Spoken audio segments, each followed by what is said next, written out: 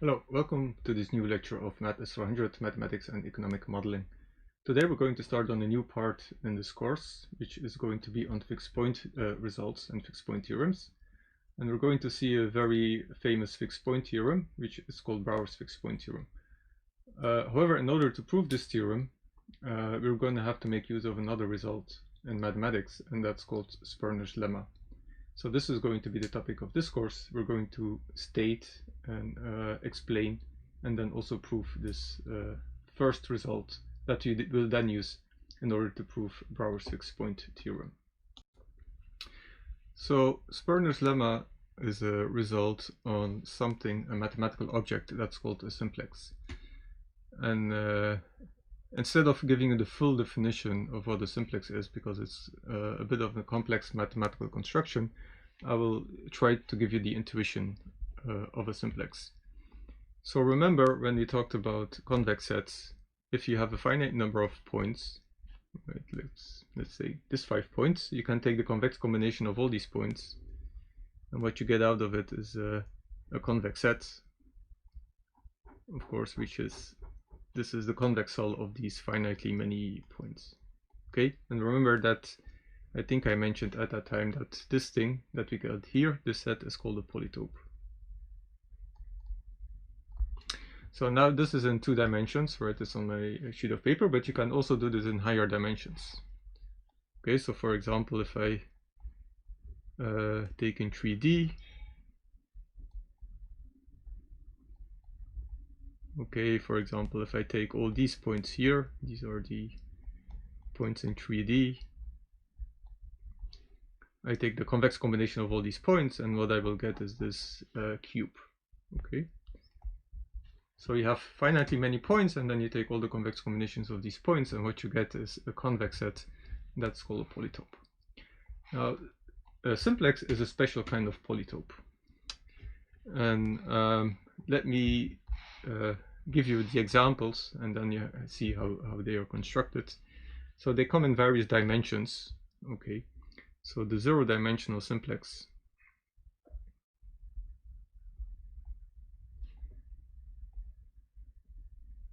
right is the convex combination of a single point. Okay, and if you have a single point and you take the convex combination of this point, well, you only have one point, so it's simply a point, and you know that a point is a 0-dimensional object.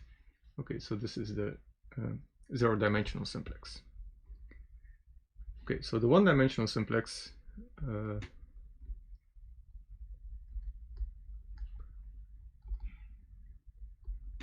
doesn't use 1 point but 2 points.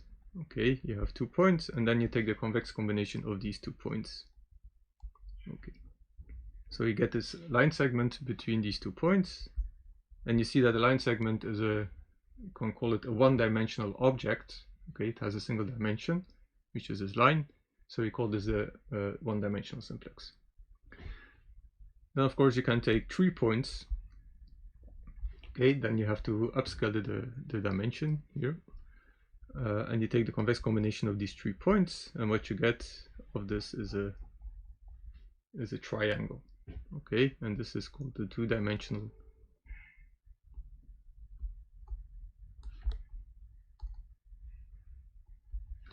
simplex. So what happens if you take 4 points? Well, now you have it. So this is of dimension 0, this is of dimension 1, this is of dimension 2, right? A triangle is on a 2-dimensional plane, so it's of dimension 2. So what we would like to have is a 3-dimensional simplex, and it has to be of the dimension 3. Okay, so we take 1 point more, right? So here we started at 1 point and 2 points and 3 points, so we need 4 points. Okay, these now live in 3D space. Okay, so if we connect all these points with each other and look at the convex combinations of these points, what we get here is like a 3D object, right? So this point here is behind this triangle here, and then we have a triangle here that makes a face of this object, and then a triangle here at the bottom. Okay, so we have here one at the bottom, then 2 at the back of this object, and then one you can call it in front. So this is what we call a tetrahedron. Okay, so here we have a triangle, and here we have a, you can call it a line segment. Okay, and then you can also look at four-dimensional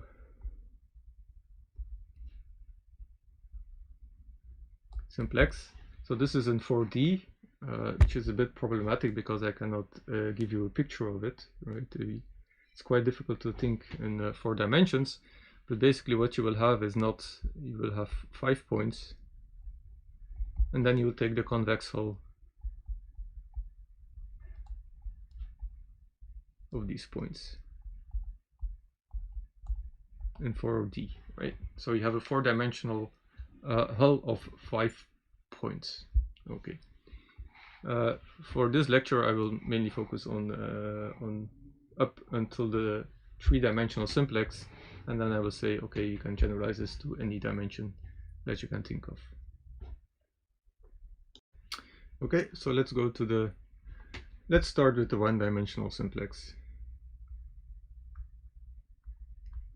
The 0-dimensional simplex is a bit boring, right? So at least for the 1-dimensional simplex, you can draw it. Okay, so we have 1 point, and then you have another point, and then you have the line segment between these points, right? So this is a 1-dimensional simplex. So what we can do with this 1-dimensional simplex is you can divide it into smaller simplices. So in particular, we can take this line segment and divide it into smaller line segments. And how do I do this? Well, I just take a number of points on this line here. Okay. So this is a subdivision. A subdivision of the simplex. Okay. Now for Sperner's lemma, so this, for this result, we are going to color these vertices in different colors. Okay, and for the 1-dimensional simplex, we will take 2 colors. So for example, I can take the color red, and I already have blue here on my paper, so maybe I also take the color green. Okay, you can take any 2 colors that you want. And there are a couple of rules that what we can do with these colors. So we're going to color the vertices. So these points here, these are called vertices.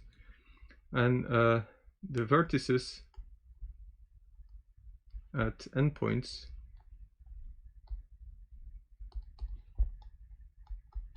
have different colors.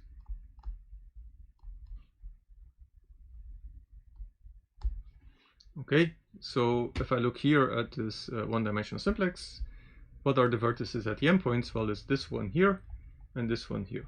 Okay, so this means the second rule says that, so this could be the first rule, and then the second rule says that this point and this point cannot have the same color. Okay, so I can pick whatever color I want. So let, for example, pick here, I'm going to color it green. And then I'm going to color the other one at the other end. I'm going to color it red. Okay.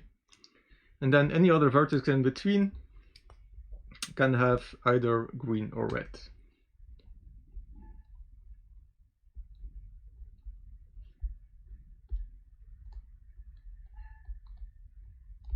Okay, so here we have quite some freedom. We can pick whatever color we want, either green or red. Okay, so for example, I'm going to color this one red, and maybe also this one red, and maybe also this one red, and maybe this one red, and this one red. Okay, so red, red, red, red, red. And then maybe these other 2 vertices, I'm going to color them green. Okay, but the idea is that you can pick whatever color you want for these vertices in the middle. Okay, and then if you have a color that satisfies these things, so we have 2 colors, the colors at the endpoints are different, and then in the middle we either choose the green or the red one. And then you have Sperner's theorem that says that if you look at these smaller line segments, okay, so here we have a line segment, here we have a line segment, here we have one, here we have one, here we have one, and so on, that the number of line segments that have different colors at the ends has to be odd. Okay, so the number of, let me call it small segments with two different colors is odd. Okay, so there are an odd number of red-green or green-red segments. Okay, let's check, for example, for this coloring that this holds, right? So here we have a segment which is green-red. Okay, so this one here is 1. Here we have red-red. Okay, so this doesn't satisfy this condition. Red-red also doesn't satisfy the condition. Red-green. Okay, so this is the second one that has two different colors. Green-red. Okay, so this is the third one with two different colors. Red-red, same color. Red-green, so this is number 4. And then green-red, this is number 5. Okay, so we see 1, 2, 3, 4, 5. You have 5 small segments with two different colors. So this theorem appears to hold, at least for this picture. Okay, so the idea is now that we will going to prove it in the general case. Okay, so the proof is not overly difficult. So let's, what are we going to do is the following. So we're going to pick one of the two colors.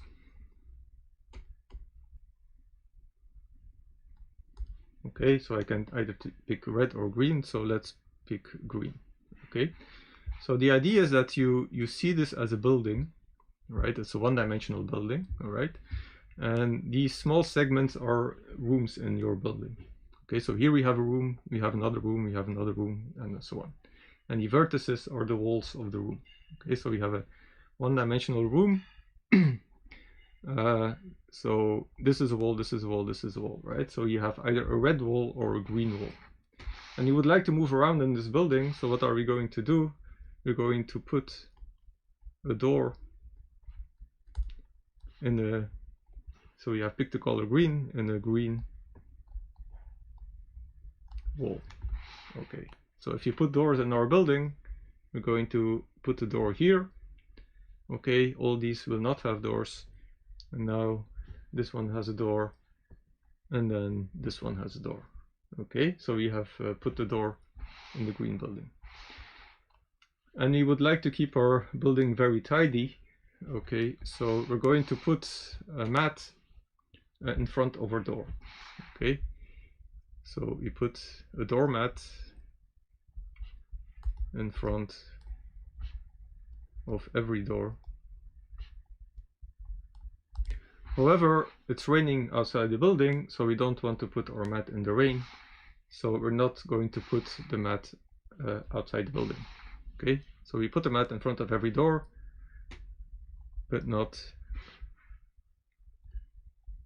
outside the building. Okay, so here we have a door. Okay, so we're going to put a doormat here. And now here we have a door. Right, so we're going to put the doormat here, but you can also enter the door from the other side, so we're also going to put a doormat on this side. Okay, so here we have also a door, so we're going to put a doormat here, and then a doormat in the other room. Okay, so these are the doormats in our building. So how are we going to prove Sperner's lemma? Well, we're going to count the number of doormats in our building, and we're going to count it in two different ways. And then we're going to equate these two different ways of counting. And then for some reason, we're going to be able to say something about the rooms with two different colors. Okay, so if we're going to count the number of mats, what we can do is we can look at the doors. Okay, so here we have a door that goes to the outside. and for every door that goes to the outside, we will have one mat in front of the door, right? We cannot have a door at the other side because it's outside the building, and our rule says that we cannot put a mat outside the building. Okay, so the number of mats, first of all, is going to be equal to the number of, let me call this outside doors. Okay, and here there's only one of them, right? Why do I know there's only one of them? Because an outside door has to be at the end of the building, right? So it's either this vertex or this vertex, and this vertex has a different color as this one. Okay, so if I pick the color green, I will have a door here, but not a door here. And if I would have picked the color red here, I would have gotten a door here, but not here. Okay, so there's only one outside door. Okay, so this is 1. And then if I look at all the inside doors, for every door inside the building, I have 2 door mats. Okay, so the number of mats is then plus 2 times the number of inside doors. Okay, so this is one way how to count the number of door mats. On the other hand, I can also count door mats according to the room I'm in. Okay, so if I look at the different kinds of rooms,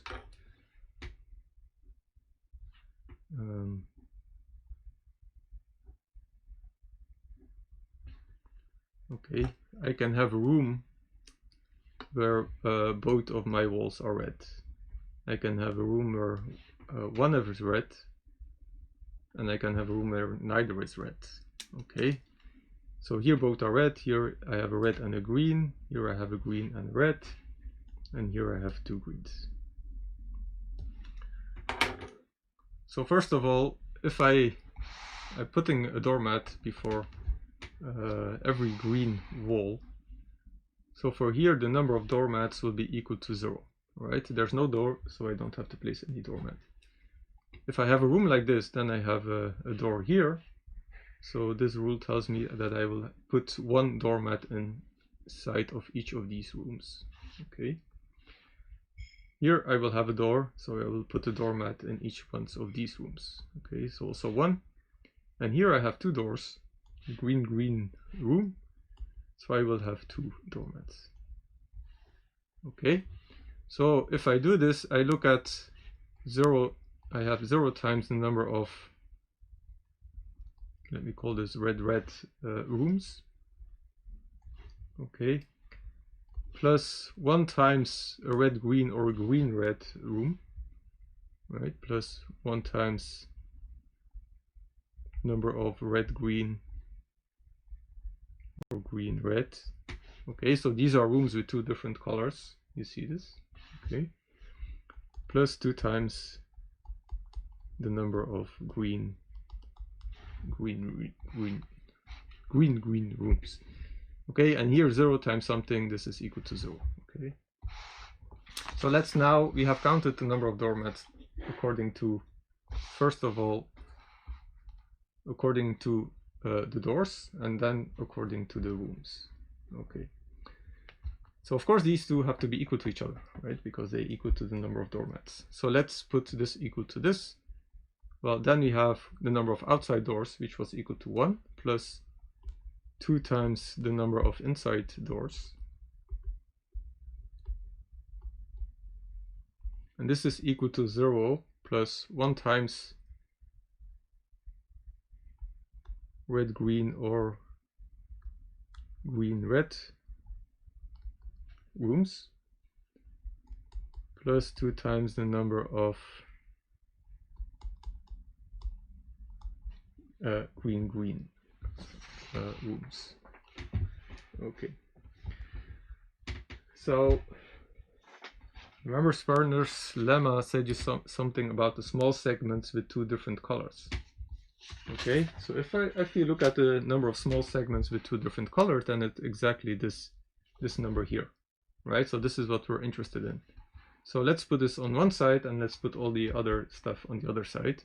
So we have the number of red-green or green-red rooms on one side, So this is equal to 2 times the number of inside doors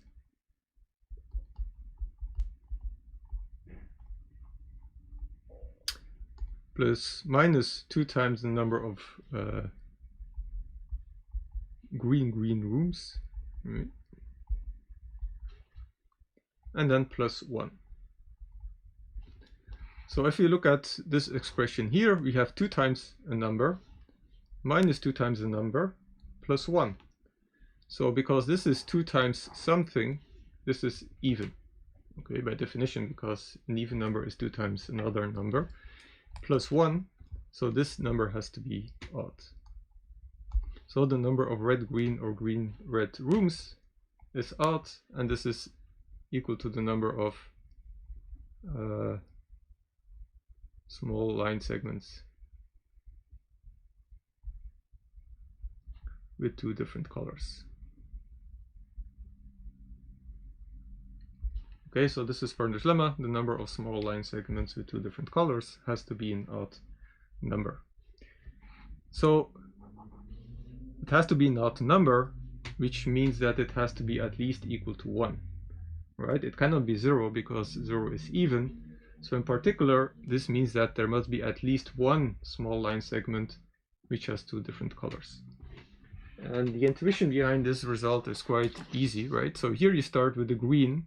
So if you walk along this line segment, you start with green, you end up with red. So at some point you have to switch colors, right? And at the point where you switch the color, you will actually have a room with 2 different colors, okay? So this is Sperner's lemma.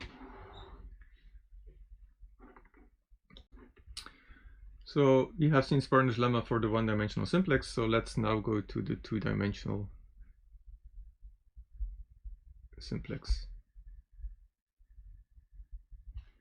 So remember, the two-dimensional simplex was a triangle.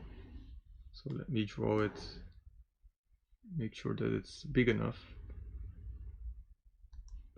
Okay, so here we have 3 vertices. This one, and this one. Okay, and remember, the first thing that we did for the one-dimensional simplex was to divide the line segment into smaller line segments. So here we would like to do something similar. So here we have a triangle, and we would like to divide it into smaller triangles. So there are different ways you can do this. I'm going to show you one way. So one way to do this is to take each side of this triangle and just divide it by half. Okay, and we put new vertices here, and then we join these 3 vertices together, and you have seen that indeed we have divided this triangle into 1, 2, 3, 4 smaller triangles. And you can do this again. For example, we can take each of these smaller line segments and divide them in half. Okay, and then join all these new vertices with each other. So we get something like this, and then these 3 are joined, and then these 3 are also joined. Okay, so now we have a lot of smaller triangles. And you can do this again and again and again, and each time you get smaller and smaller and smaller triangles. Okay, so we can go indefinitely far subdividing this triangle into smaller triangles. Okay, so this is called a subdivision. Okay, and this limiting, this generation of smaller and smaller triangles will be important also for the next lecture. So keep this in the back of your head. Okay, so what we're going to do, again, we're going to color these vertices, but now we're going to use 3 different colors. Okay, so 3 different colors. Okay, so let's take red, let's take green, and let's take blue. And remember, the first rule that we had for the line segment was that the vertices at the end of the line segment should have different colors. Here we don't have a line segment, but we have 3 vertices, at the end of the simplex, this one, and this one. So now it says that the 3 vertices at the end of the simplex should have different colors.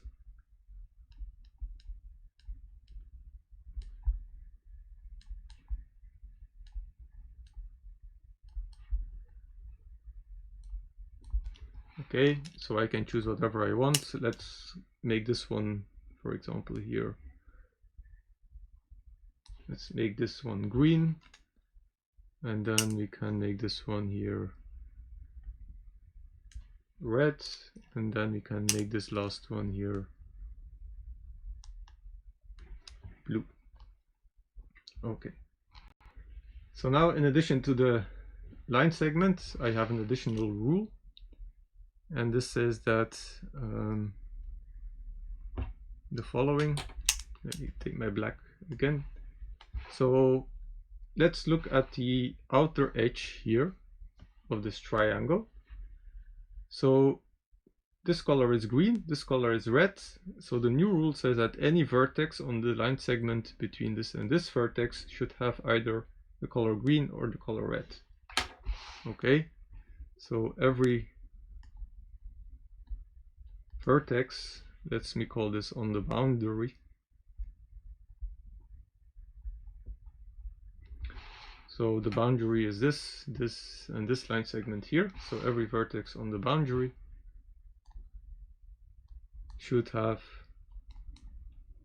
the color of one of the endpoints. Okay, so I hope everybody understands what I mean by this. It means that every point here should be either red or green. Every point on this segment here should be either green or blue, and every point here should be either red or blue. Okay, so for example, if I look at points on this segment, I can, for example, make this one green, I can make this one green, and then maybe I can make the last one here red.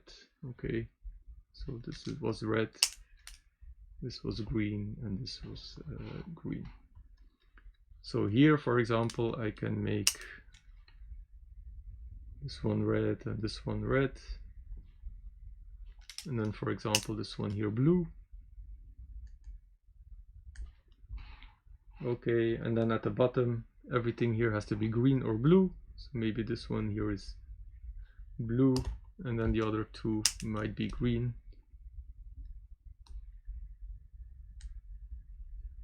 Okay, so I can pick whatever color I want, but it has to satisfy this rule, right? It has to either green or blue. And then for the inside nodes, so let me call these inside nodes. They're inside the triangle, or every inside vertex. Okay. In mathematics, a node or a vertex is most of the time these are the same things. They're just different names. So every inside vertex has one of the 3 colors. So I can pick whatever color I want. Okay, so for example, I can pick this one to be red. I can take this one also to be red. And I can, for example, this one to be green. Okay, so if I, of course, have a smaller triangulation, I will have to color more nodes. Okay, so that's it. And then you have Sperner's lemma. So remember, for the line segment, what we had was that there was an odd number of small line segments with 2 different colors. Okay, so here we don't have line segments, but we have triangles. So what Sperner's lemma says that the number of triangles, small triangles with 3 different colors, right? Because we have 3 colors, is going to be an odd number. Okay, so the number of small triangles with 3 different colors is odd. So in particular, there's at least one. Okay, so I can find at least one small triangle with 3 different colors. So let me try to show this here. Okay, so here we have red, red, blue. This is not 3 different colors. Let me go to the second line. Red, green, red. That's not one. Red, blue, red. That's also not one. Red, red, blue. That's also not one. So this was the second line. Green, green, red. No. Green, red, red. Also no. Red, red, green. Also no. Red, green, red. No. Red, green, red. No. Green, green, green. No. Green, red, green. No. Green, red, blue. Alright, so this one has 3 different colors. Red, blue, green. This one has 3 different colors. Blue, green, green. No. Green, red, green. Also no. And green, red, blue. Aha. Also one. Luckily, otherwise we would have had a problem. Right, so if I look at the number of small triangles with 3 different colors, I have 1, 2, 3, and 3 is an odd number, so I have an odd number of triangles with 3 different colors. Okay, so let's try to prove this. Let me try also to show the picture along the way, but I have to move my page up and down, I think. So the idea is going to be similar as previous. So we're going to see this as a big building, and now the rooms are not line segments, but the rooms are triangles. Okay, so this is a room, this is a room, this is a room, this is a room, and now every wall has 2 colors.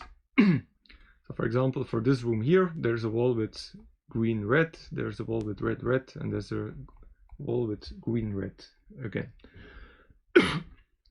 Sorry, I'm going to put a number of doors in our building. Okay, so pick 2 colors.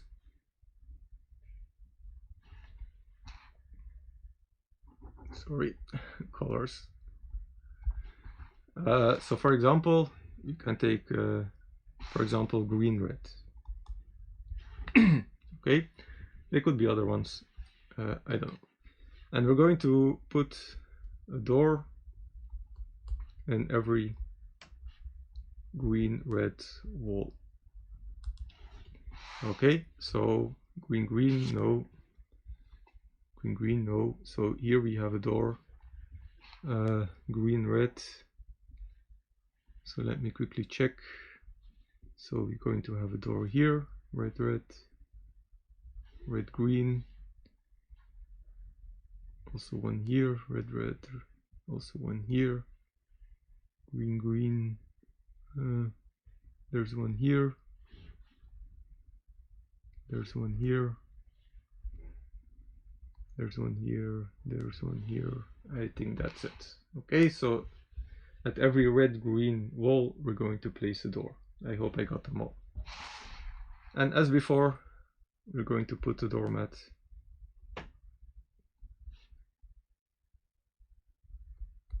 in front of every door.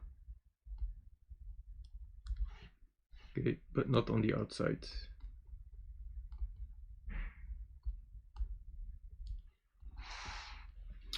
Okay, so this is a door that goes to the outside, so we're only going to put a mat on the inside. Here we're going to have to put one here, here, here, here, here, here two, for this door, for this door, for this door, and for this door. Okay, so we have tidied up our building.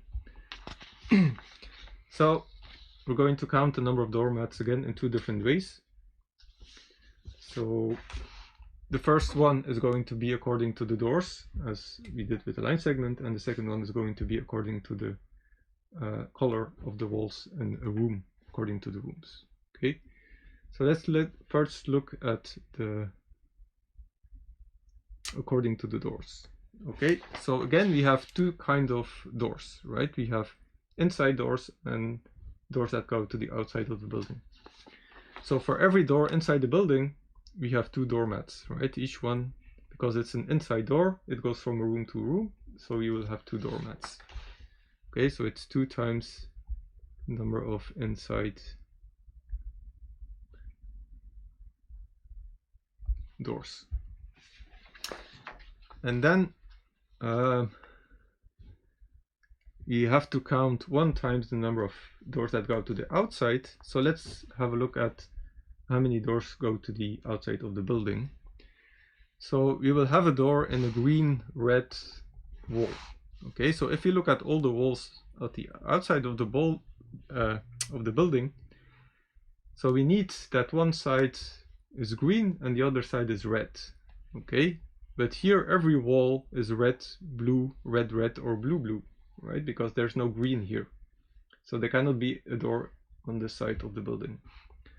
Also here, every wall is green, green, green, blue, blue, green, or blue, blue, right? So there's no red here. So there can also be no door on this side of the building. So the only doors that I can have that go to outside my building has to be on this side of my building, right? It has to be in this part here. So let's forget about this whole thing, right? So only look at this side of the building. So how many pieces do I have with green and red? So now this is where our previous result is handy, because you can see this as a one-dimensional simplex, right? This is simply a line segment. And you have 2 colors on this line segment, green and red. Okay, and this one is green and this one is red, right? So the outside vertices on this line segment have 2 different colors. Every vertex inside is either green or red. So we have seen that the number of smaller segments with 2 different colors has to be odd. Okay, and for every such segment we use a door. So we know that the number of doors on this side has to be an odd number. So we have that number of mats is 2 times the number of inside doors plus 1 times the number of outside doors. And we have that this last one here, this is going to be an odd number. Why? Well, because you can see this as the one-dimensional simplex problem, and we have already shown that there are an odd number of small segments, odd number of walls with 2 different colors. Okay. So far we have counted the number of doormats according to the number of doors. Now let's count according to the room type. Okay, so if I have a room, so I can have a room where all the walls have the same color, right? So it can either be red, red, red, or I can have a room with green, green, green. Okay, or I can have a room with blue, blue, blue. Okay, so if all my colors in my room have the same color, then of course I have no doors. Right? Why? Because I only put a door if a wall is red, green, or green, red. Okay.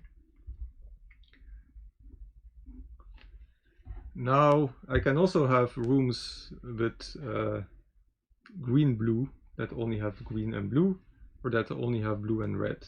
Okay, also here I will not have any door.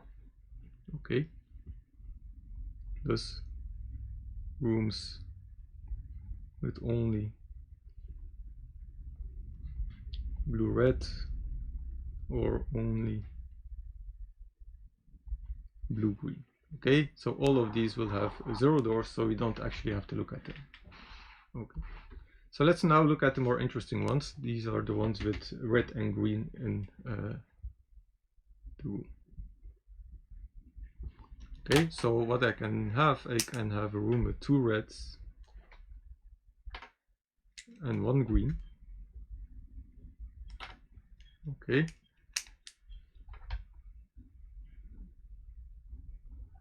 I can have a room with 1 red and 2 greens.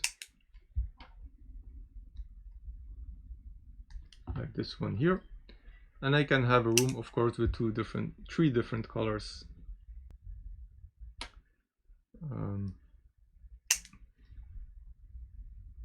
Red, green, blue. Okay. So all the other rooms are rotations of these rooms, right? So either it's one of these ones or the rotated version of these rooms. So let's look at the number of doors that I have here. Okay, so here I put a door at the green-red side, so I have a door here and a door here. So if I look at the number of doormats in this room, I will have one here and one here. Okay, so these have 2 mats. Here I will have a door on this side and I will have a door in this wall. Okay, so I have a mat here and I have a mat here, so this gives me 2 mats.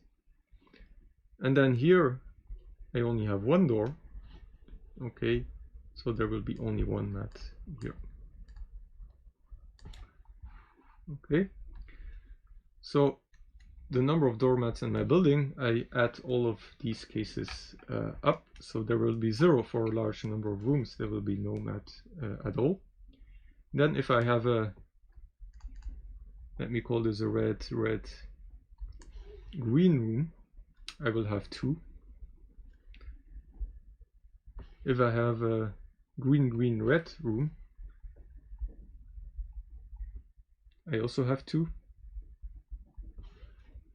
Okay, and then my red, green, blue room, I only have one door for each of these rooms. Green, red, blue. Okay.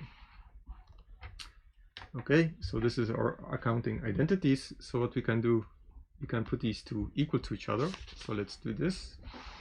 So I have that 2 times the number of inside doors plus 1 times the number of outside doors will be equal to 2 times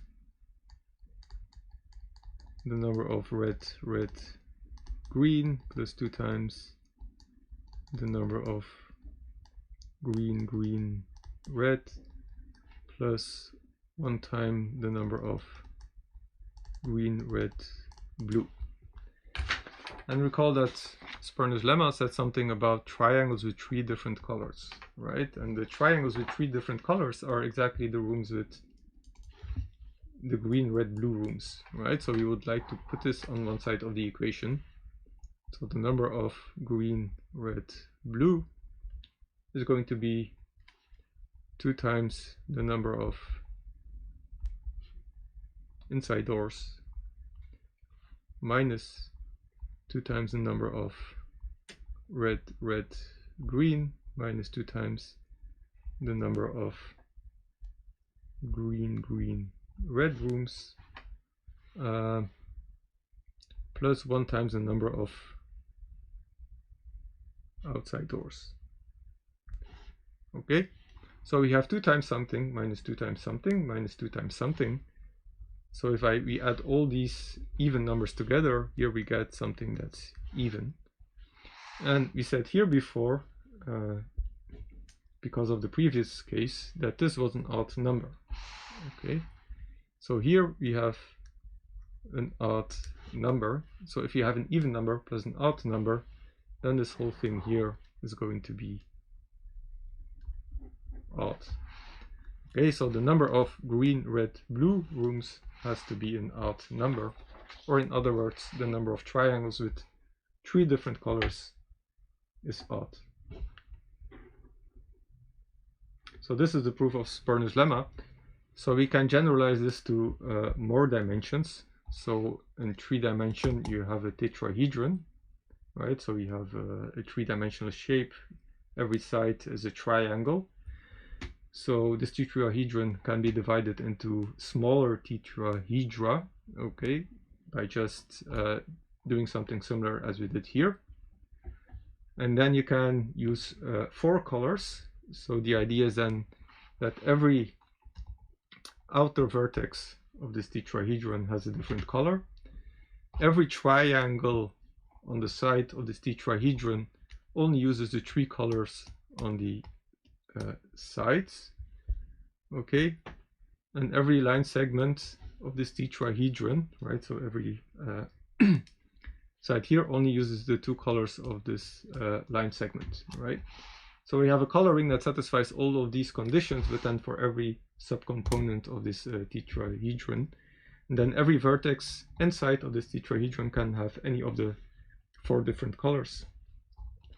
And then the theorem says that the number of small tetrahedra inside the tetrahedron with 4 different colors has to be odd. Okay, so you can generalize this to higher and higher dimensions as long as you want, except that of course you have to augment the colors by 1 every time you go to a higher dimension, and you have to adjust the coloring to make sure that they are consistent on smaller and smaller scale.